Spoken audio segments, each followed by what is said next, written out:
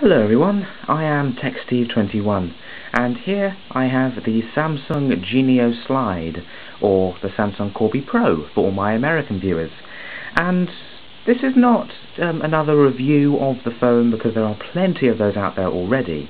In this video I am going to go through the phone and look at the more unusual and special features of the phone that haven't been mentioned in any other reviews, or things in the specification that may be a bit odd at first, but there are a couple of things on this phone that really make it stand out from the rest. So this is just a little guide for anyone that may want to get this phone, or anyone that has the phone, because I'm sure there's at least one thing that you haven't found yet. So let's begin.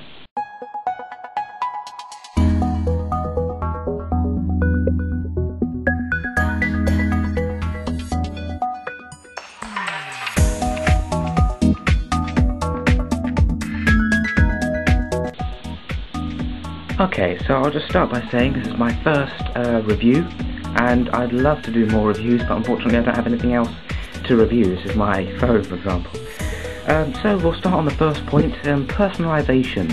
The Samsung Genio, if you've seen on reviews and such, there are 3 home screens. So here I've got one, slide over, you've got a second one, slide over, you've got a third one. And so on here you can personalise these with widgets, as you can see in the sidebar here, or you can just leave them blank. Here I've just got the date on it because I've already got the time up here, and this one's useful because here I've got profiles. So instead of going through the menus to go to silent, I just choose silent on there, and it's easy as that. And I'm a big fan of Brainiac, even though unfortunately the show has been cancelled. Another place you can personalise this is in the menu. You have, again, 3 screens, all available by swiping here, and you can change the layout of this. So, for example, if you press this button up here, you can change where they go, so you can drag these around. I want to get that there. You can change them all around, so you can put what is best for you wherever you want. So in this case I've moved things like Wi-Fi and Facebook onto the first page, so it saves me swiping all the time. So there are many ways you can personalise this phone, which is good because it's your phone. It's not just factory fresh, it's yours. In the specification for this phone you may have seen conversational messaging. If I go here, menu, and your messages are down here, there are conversational messaging. Now this is a bit like on the iPhone, or if you're in a MSN conversation, as it were. Here it says conversations. Press that, choose your contact, and yes, it does display them as a conversation. So the green ones are them, and the blue ones are you, and it's good. Because a lot of people have free text and such, so it works out as a convo, but for me it costs 10p a text, so I don't text that much. And this is also good because when you type a message, you can see what they've typed. So for example, I'll go into the QWERTY mode here. If I start typing a message there, hang on, what did they say? Oh, hang on, that's what they said. And you can keep on going without having to quit the message and go back, which is always good. However, if you're not a fan of the conversational messaging, there is the classic inbox is still there, so you can just read the texts as they are, which is good as well, because sometimes the conversational messaging is just a bit long and tedious for some people. So the option is there. This phone has a 3.2 megapixel camera. As you can see there. Unfortunately there is no autofocus or flash, but I still think it's very good, and unlike in other reviews, it says that the camera is better outside than inside. I personally disagree. If there's enough light inside, natural light inside, then it's good. But I want to show you this, the panoramic mode here. So you've got your single smart shot continuous panorama.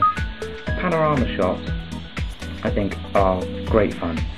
As you can see here, you end up with a box, and in this box you basically point it at the subject where you want to start your panoramic image, and then by clicking, it's going to be quite tricky to do here because it's vertical, but I'll show you what I mean.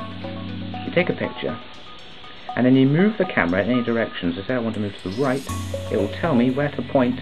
It would normally tell me where to point, there we go, to point for the next image. So I'll point it there, it will take a picture automatically, and then you keep going along up to 6 times, So I'm going to stop the express shutter again. And what it does is it then stitches these photos together.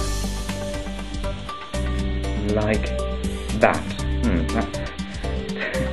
I'm not too sure what that is, to be honest. But you get the idea. And it's something that I didn't see until I actually played around with the camera myself. But here is an example of one of the panoramic images. It's in my college, in my student union. As you can see, the photo's actually quite good. Even though it's a bit less than the 3.2 megapixels of the camera, it's a good bit of fun, and it's good if you don't want to take just one picture. If you want to take like a landscape, it's a really good way of doing it. And it can be quite useful as well. Another key reason why I bought this phone in particular is for its Wi-Fi. Look at the menu, Wi-Fi. You'd think, you know, it's really confusing to set up and such, but no, it's as simple as tapping that. Wi-Fi is on. It's that good. You press search and it will look out for any hotspots or any routers around. So if I go here, there we go, there's my router. So I can use that and connect. I've already entered in the passwords and such, and there we go, I'm connected to my router downstairs. And that's it. I can now use internet on my phone for free. If I go to something like Facebook or Tesco or things like the Instant Messenger or Google, I'll mention it's also got Google Maps on here, which is very useful if you need it. But instead of having to pay or use 3G internet, you have Wi-Fi on there, and like I said, any internet access is free to your phone's credit. Of course, you're paying for the router and such. But it's a really useful thing to have. The other thing is that the Wi-Fi does sap the heck out of the battery. So make sure when you're not using it, you turn it off. All phones with music capability, so here we've got a music player, we've also got an FM radio, will come with some sort of headphone jack. Luckily the Genio Slide has a 3.5mm headphone jack, which is very useful if you want to plug in your own headphones. I personally recommend this. The supplied headphones are these in-ear headphones. The sound quality out of them is really good, and they look quite good, I must say, they look quite stylish. But I personally find these in-ear headphones painful, so I stay with the headphones that go in your ears, but they don't actually go in like this. I mean, these are noise isolating headphones. I just prefer the standard in-ear headphones. However, the phone also comes with this. And it says on the bag, it says it's a microphone aerial, because this is a microphone. It's got a button on there if you want to answer calls. It also clips onto your shirt, which is quite useful. However, you know, this doesn't block the headphone socket, as in the end here is another 3.5mm headphone jack. So when you've got this plugged into the phone, you can plug in your own headphones into there. So now you've got an extra long cable, brilliant FM radio reception, and you can answer your calls, which I think is very, very useful. Instead of it being on the supplied headphones, you know, you can still attach your own headphones with using this. I think it's a very useful thing, and it does boost their FM signal greatly. And finally, there is a hidden feature on this phone.